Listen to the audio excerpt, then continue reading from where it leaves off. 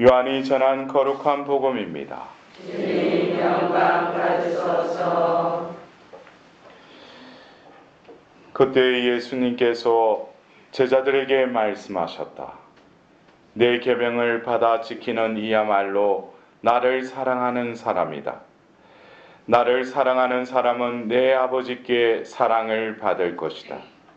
그리고 나도 그를 사랑하고 그에게 나 자신을 드러내 보일 것이다.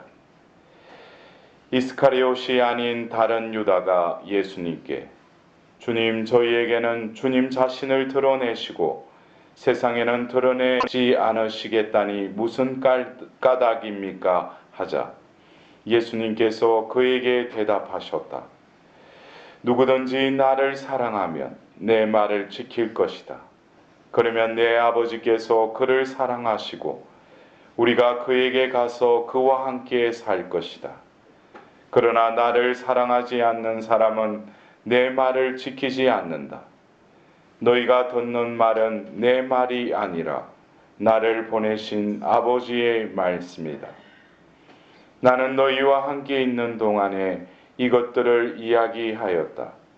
보호자 곧 아버지께서 내 이름으로 보내실 성령께서 너희에게 모든 것을 가르치시고 내가 너희에게 말한 모든 것을 기억하게 해 주실 것이다. 주님의 말씀입니다. 그리스도님 참여합니다.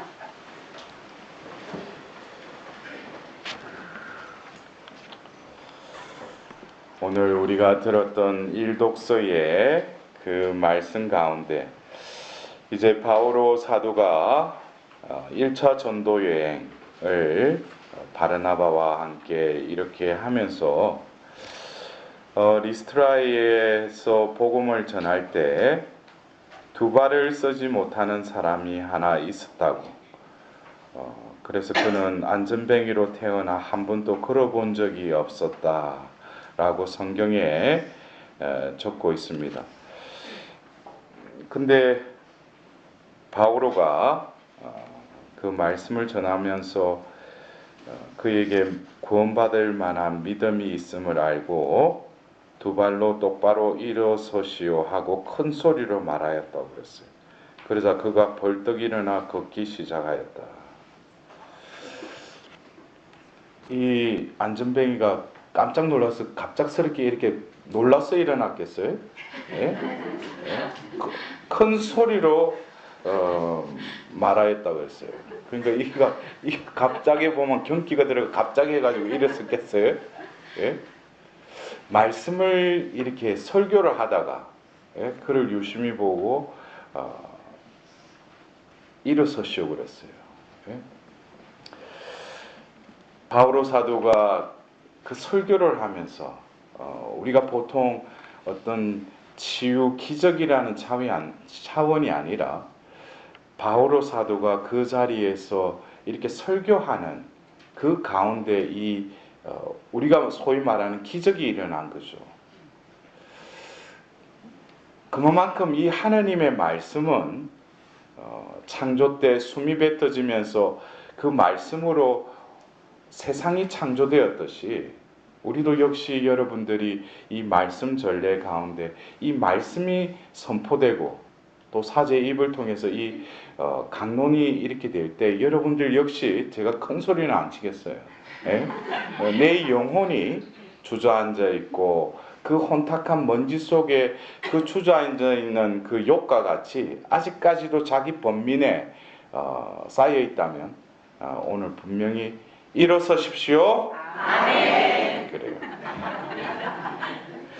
근데 군중이 바오로가 한 일을 보고 그 지방 말이겠죠. 리카오니아 말로 목소리를 높여서 신들이 사람 모습을 하고 우리에게 내려오셨다라고 말을 하면서 그들에게 뭐예요?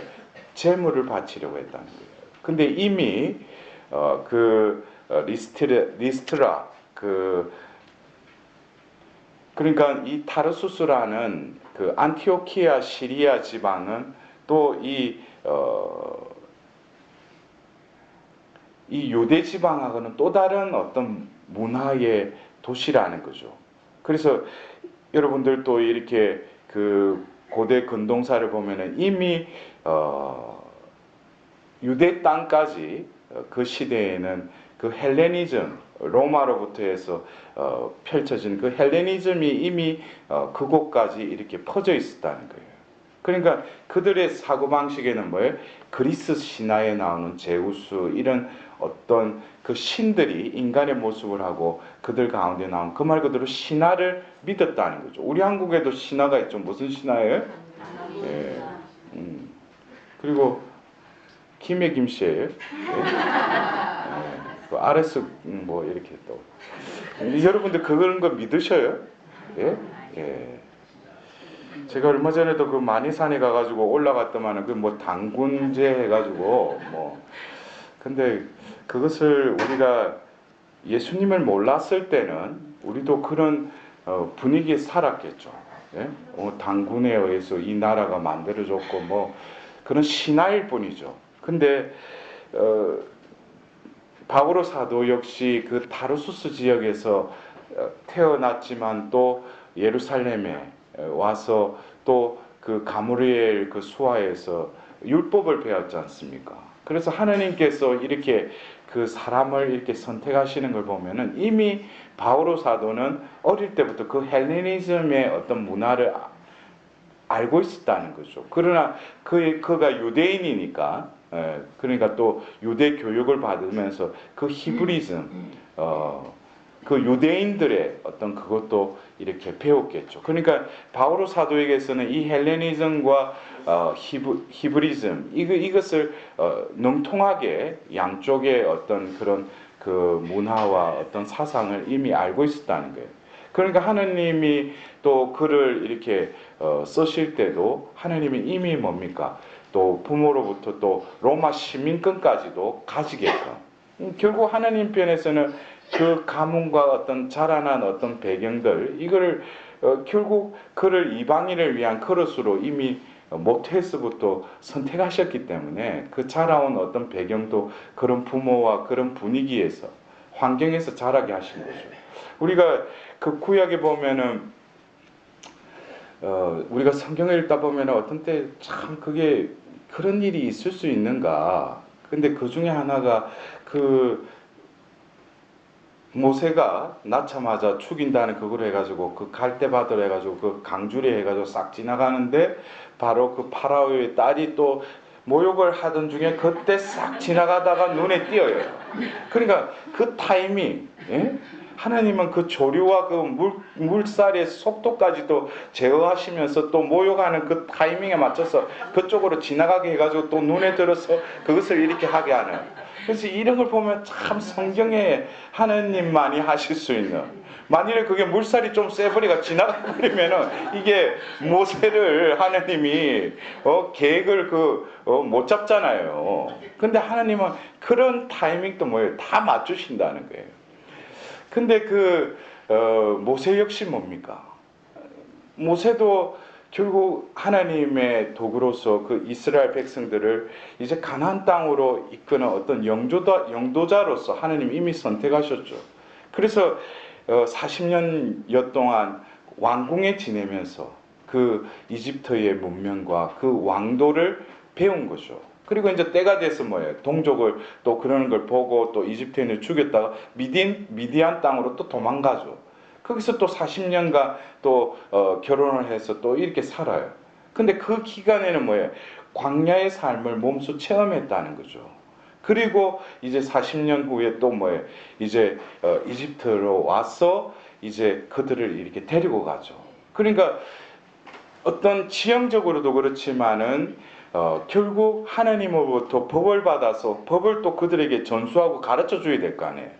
그러기 위해서 뭡니까? 이미 초창기 때 40년 동안 그 왕궁에서 그러한 법도와 이런 것들도 배운 거예요. 어떤 지식적인 거. 그러니까 우리가 볼 때 우리가 살아온 어떤 그 순간순간 이것이 다 하나님께서는 뭐예요?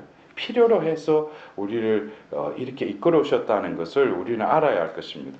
다시 돌아와서 그들은 그 헬레니즘의 어떤 그 문화에서 그 기적이 일어났는데 그것을 보고 바오로를 신이라고 그래요. 그리고 바르나바도 역시 신이라고 그러죠. 여러분들은 어떻게 생각하셔요? 우리 교회 안에서 여러 가지 어떤 카리스마를 받고 어떤 그 하나님의 사업을 하는 사람들 보고 신이라고는 안 하죠. 예? 신이라는 거 아니죠. 하나님의 은총을 많이 받았구나. 하나님께서 함께 하시구나. 근데 우리가 엄밀히 따지면 분명히 인간이에요. 인간인데 하나님께서 함께 하시고 하나님의 은총 안에 머무를 때는 신이 하실 수 있는 그것도 할 수 있다는 거죠. 우리 신은 아니에요.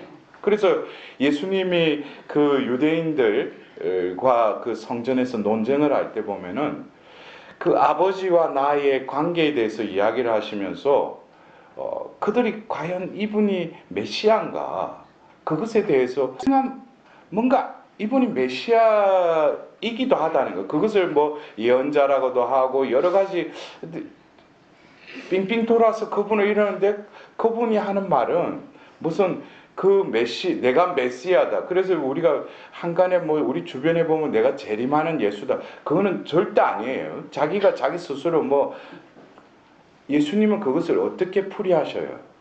자신이 메시아라는 것을 드러내기보다는 아버지와의 관계에 대해서 이야기해요. 관계.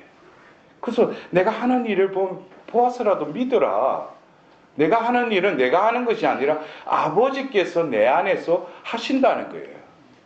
그 내가 하는 말도 뭐예요? 아버지의 말씀이라는 거죠. 그래서 그들은 유대 교회에서는 하나님은 믿죠. 근데 예수님이 나는 메시아다 해가지고 뭐 권능을 떨치시고 그렇게도 하실 수 있는 분이시잖아요. 하나님의 아드님이시지만. 그러나 예수님은 당신을 드러내기보다는 바로 나를 보내신 그 하나님, 아버지를 이렇게 드러내시죠. 이것이 어떻게 보면은 우리 연합회를 창립하신 빈센트 발로티 성인도 예수님을 바라보는 여러 가지 관점이 있는데 그 성인께서는 그 빈센트 발로티 성인께서는 그 예수님을 뭐라고 하셨어요? 성부의 사도라는 그 관점으로 예수님을 보신 거예요. 성부의 사도라는 거죠. 하나님으로부터 파견된 자라는 거죠. 예수님은 신이시고 인간이셨기 때문에 인간의 유한한 이 세상 속으로 들어오셔서 결국 파견하신 분과 파견된 분은 하나이지만 예수님은 파견된 자로 충실히 삶을 살아가셨어요. 당신이 하나님이시지만 파견하신 분에 순종하셨다는 거예요. 그것은 예수님의 삶이기도 했지만 그것을 우리에게 뭐예요? 본을 보여주신 거죠. 무슨 본? 사도의 삶의 본을 보여주신 거예요. 그래서 예수님께서 그 제자들의 발을 씻기면서도 너희들에게 뭐예요? 내가 본을 보이는 것이다 그랬어요. 그리고 바오로 사도도 이 전도 여행을 하면서 나를 본받아라 그랬어요. 이것은 그 사람이 뭐 잘났어 나를 본받아라는 것이 아니라 바오로 사도도 결국엔 뭐예요? 파견됐다는 거예요. 나는 사도라는 거죠. 여러분들이 어쩌면 이 발로티에의 또 후원에 또 여러 가지 인연으로 해서 이 발로티에로 와서 여러분들 분명히 아시게 될 거예요. 여러분들이 이 자비 오아시스 와서 이곳에서 기도하고 자기 원하는 거 뭐 들어달라고 기도하기 이전에 왜 하느님이 이 오아시스로 나를 부르셨는가? 그것은 너는 사도다는 거예요. 그거를 깨닫게 하기 위해서 하나님이 이곳으로 보내신 거예요. 근데 이곳에 왔다 갔다 하고 1년, 2년, 3년 이래가 세월이 지났는데도 이 살아가는 모습 보면 아직까지 자기 중심적으로 살아가는 사람 말이에요. 말을 들어보면 자기 생각만 말해요. 파견된 자는 뭐예요? 파견한 사람의 그 파견된 자로 이제 길들여져야죠. 그 말은 결국 뭐예요? 파견하신 분의 중심적인 삶으로 생각과 말과 행위가 바뀌어져야 된다는 거예요. 아직까지 자기가 움직이고 자기가 생각하고 자기가 말하고 자기가 행동하는 사람 뭐예요? 여기 왔어도 아직까지 뭐예요? 하느님께서 나를 왜 이곳으로 부르셨는지에 대한 아직까지 그 부르심에 그것을 모르는 거예요. 그래서 여기에 우리 할머니들 또 계시지만 여러분들도 그래요. 많은 뭐 다른 교회의 여러 수도에도 있고 다른 신심단체도 있어요. 왜 나를 이곳에 보내셨는가? 왜 내가 이 후원회원으로 왜 명부에 올라와 있는가? 우리는 분명히 뭐예요? 이 세상에 왔다가 하나님께로 가요. 하나님께 가서 우리가 뭘 셈을 하겠어요? 우리가 분명한 사도라는 어떤 정체성을 가지고 있다면은 하나님이 파견하실 때 그냥 나를 그냥 아무 의미 없이 파견했겠어요? 분명히 뜻과 사명을 염두에 두고 그를 파견하셨다는 거죠. 그러면 우리는 이제 생명의 주인이신 하나님께 가서 심판을 받을 때는 분명히 내가 그 때에 이제 팔로티해와 연관을 맺고 또 후원회원이라는 어떤 그 삶을 살아가면서 깨달은 거. 아, 이게 이때까지는 내가 신앙생활 하면서도 내 중심적으로 내 원하는 거, 내 봉사하고 싶은 거 이렇게 사는데 가서 보니까 내가 사도네. 그래서 제가 사도, 여러분 사도입니다 이랬더니 어떤 분은 막 신부님 저는 사도로 되기에는 아직까지 영역이 너무 부족한 것 같아요. 3도로 할래요. 3도, 2도 뭐 이미 사도로 부르심을 받았는데 그러니까 뭐예요? 내가 이때까지 뭐 어떻게 하다 보니까 또 그 왼수를 만나고 또 자식을 낳고 이렇게 살다 보니까 아웅다웅하면서 그냥 뭐 그 텀바구니에 살았다는 거예요. 근데 뭐예요? 내가 사도구나. 그러면은 결국 내가 태어난 것도 내가 원해서 태어난 것도 아니고 갈 때도 누가 순서가 없잖아요. 그러면 여러분들이 그래 주위에 가정이라는 공동체가 있고 내가 사랑하는 사람들도 있어요. 그러나 심판받을 때는 뭐예요? 나 혼자 받아요. 어떤 때는 제가 이 말을 조금 오해하지 말았으면 하는데 어떤 때는 이기적이 돼야 돼요. 왜? 내가 구원받아야 돼요. 근데 하나님 내 주위에 뭐 우리 가족 때문에 그것도 그 사람의 어떤 십자가이지만 내 영혼 구령을 위해서 힘써야 된다는 거예요. 그리고 나에게 주어진 이 삶, 나에게 어떤 사명이 주어졌길래 나를 사도라고 여기는가? 그래서 제가 사도다 그래서 제가 이런 아는 분 중에 한 분이 자기가 사도라는 걸 진짜 깨닫고 나니까 매주 어디에 그 수녀님들이 운영하는 병원에 가서 이렇게 봉사를 하는데 그전에는 그냥 수녀님 시키는 일만 했대요. 근데 자기가 사도잖아요. 사도는 뭐예요? 복음을 전하는 거죠. 가서 그냥 허드렛 일 도와주는 게 아니라 그러니까 그전에는 그냥 가서 일을 했죠. 일을 했는데 내가 사도라는 거 알고 어떤 사람은 이렇게 하는데 보면 뭡니까?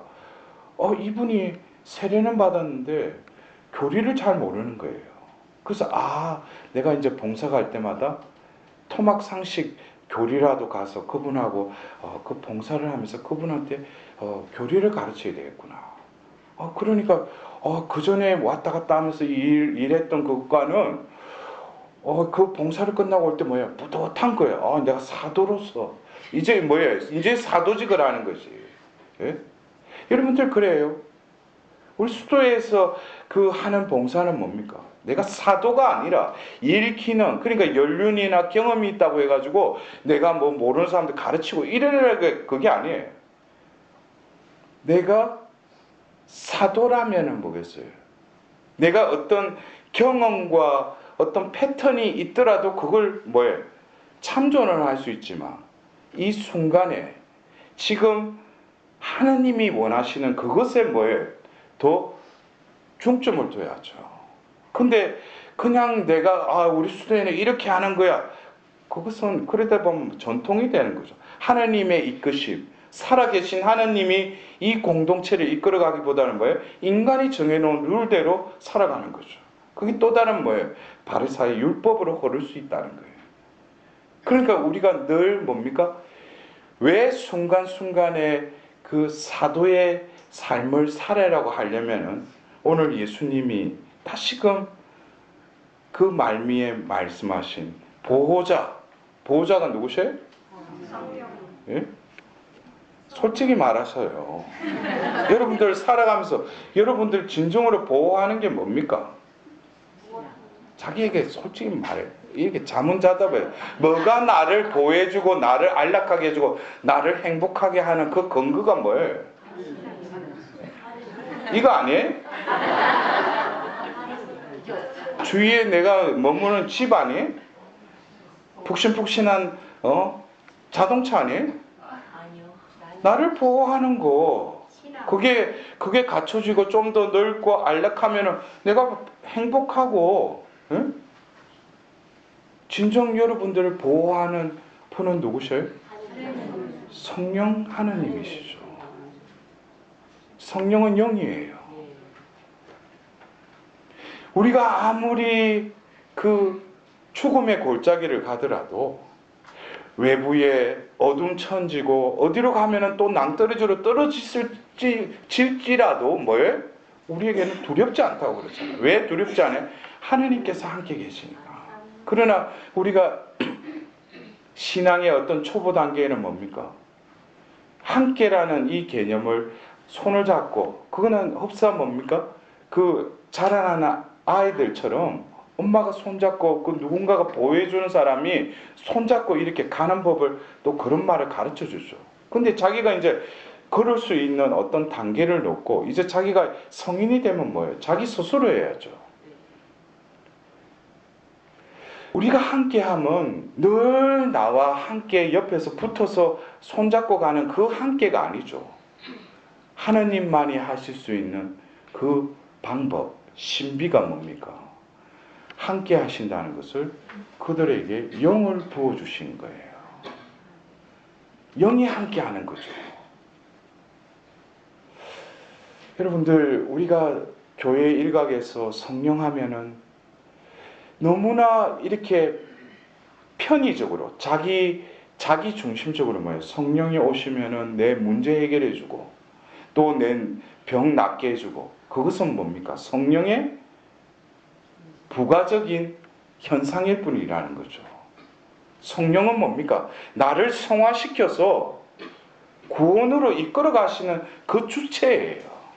성령이 내가 필요로 걸 채워주는 것 뿐이 아니라 하나님이시기 때문에 성부, 성자, 성령의 이름으로 우리가 세례를 받으면은 그분이 우리 안에 이제 임하신다는 거예요. 그분이 우리와 함께 계신다는 거죠. 그분이 뭐예요? 우리를 이끌어 가신다는 거죠. 이끌어 간다는 것도 뭡니까? 함께라는 개념을 어떤 옆에서 손잡고 가는 그러한 이미지로 함께 한다면 계속 이끌리는 거죠. 그러나 뭐예요? 주체적으로 내가 움직이고 말을 하고 행위와 어떤 그것을 하는데 누가 하는 거예요?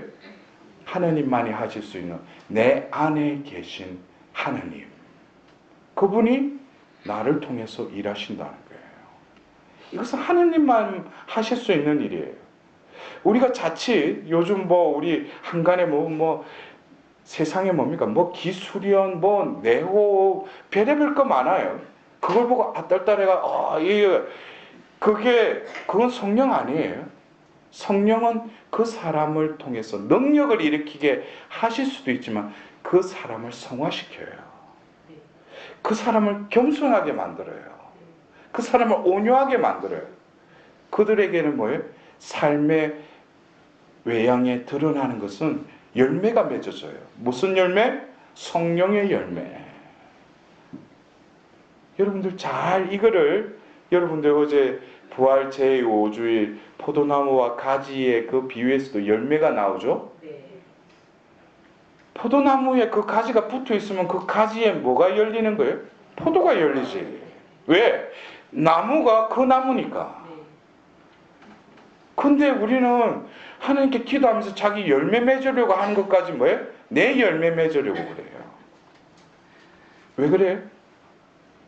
아직까지 그 나무에 속한 가지가 아니니까.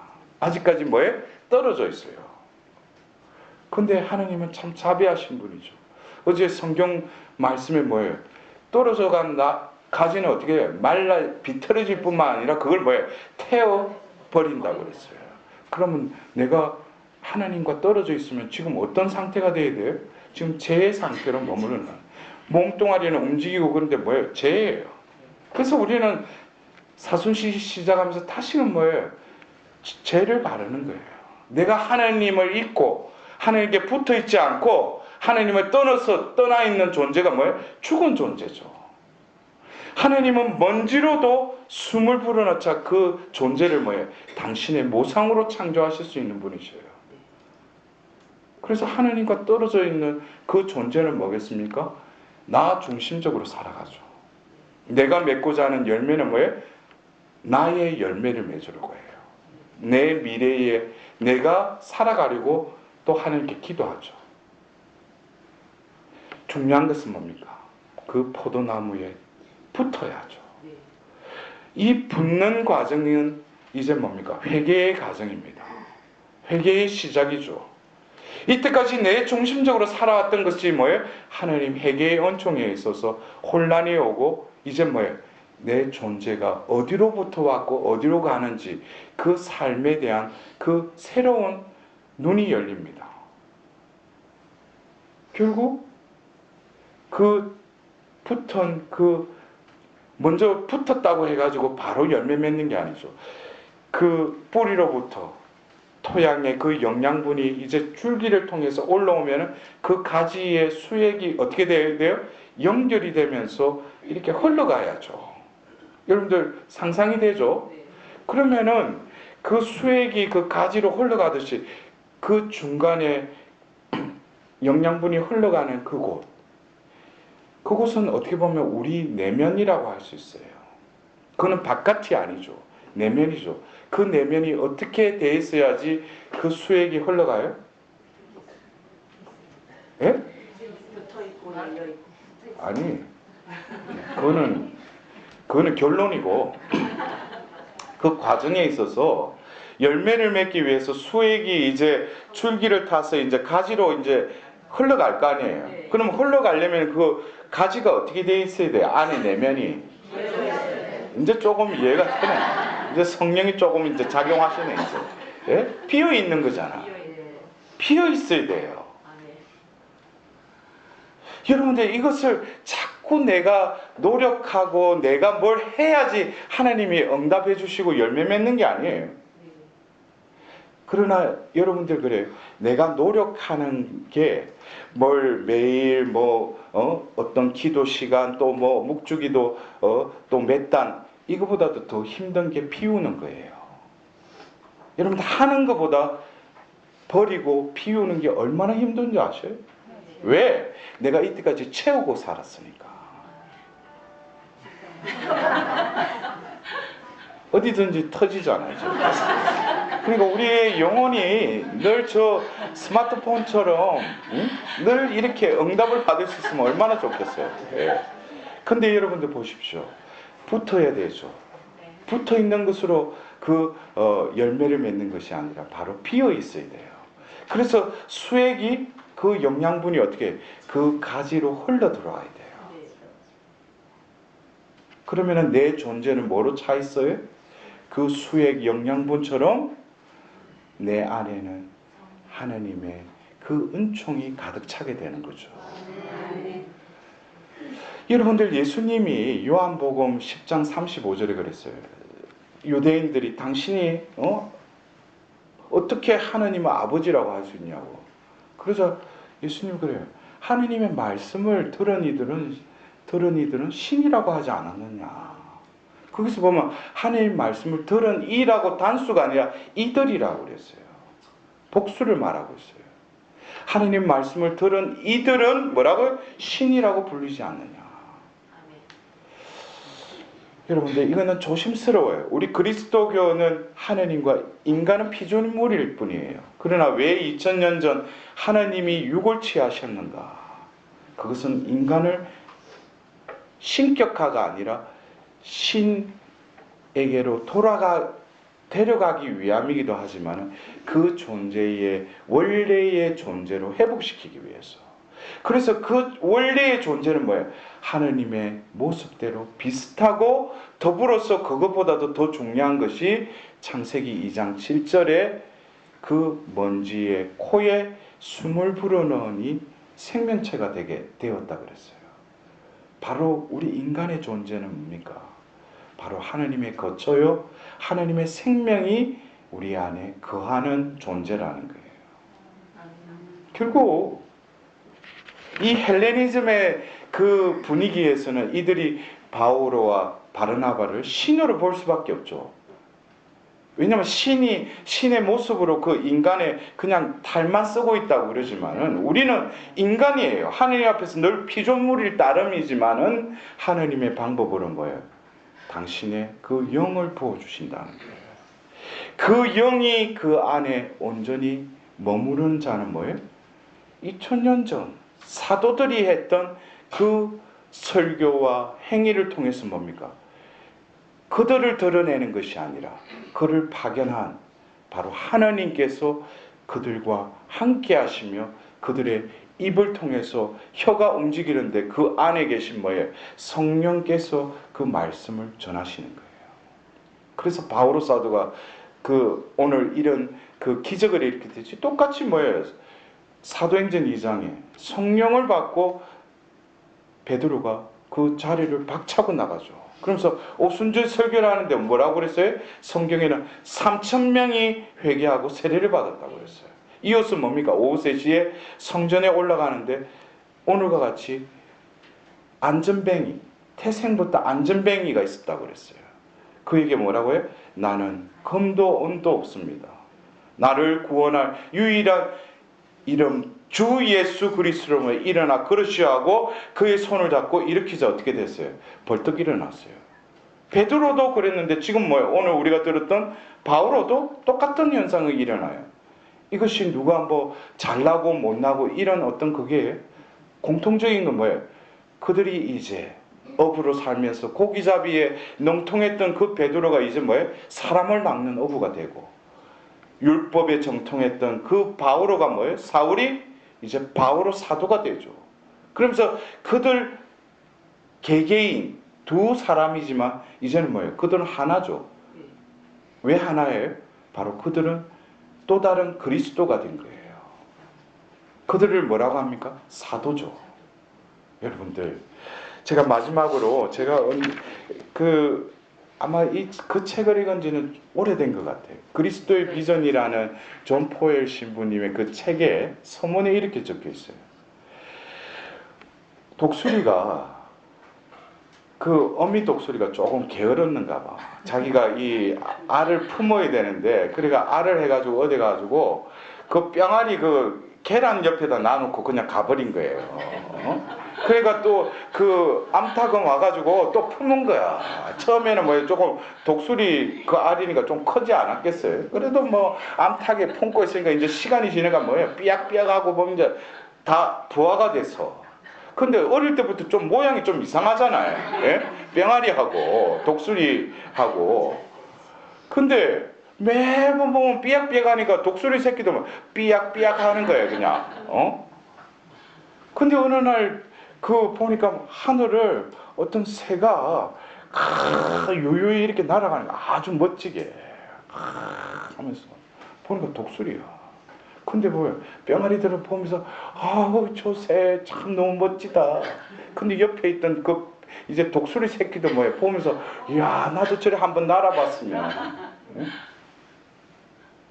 여러분들 우리는 같은 인간의 창조물이지만 피조물일 뿐이지만 하나님이 특별히 우리를 부르셔서 그 독수리와 같이 하늘을 나는 그 비상하는 능력을 하나님 우리에게 주셨어요.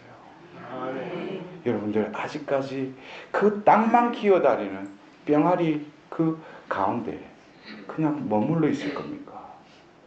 부활하신 예수님이 다시금 일으켜졌듯이 우리들도 다시 일어나서 우리도 역시 뭡니까? 영원한 생명으로 나아가기 위해서 오늘 또 내 것을 이루기 위해서 하나님께 기도하기보다는 이미 주어진 그 하나님이 나와 함께 계심을 내가 느끼고 믿을 뿐만 아니라 내 것을 비우고 온전히 하나님께서 나를 통해서 말하시고 행하실 수 있도록 나를 온전히 봉헌드릴 때 이 부활의 신비는 바로 나에게 우리 주변에 또 다른 오늘 그 안전뱅이처럼 그러한 이들에게 다가가서 뭐예요? 일어나서 걸으시오 하면 어떻게 되겠어요? 그들이 일어난다는 거예요. 곳곳에서 뭐예요? 하나님의 표징이 드러날 것입니다.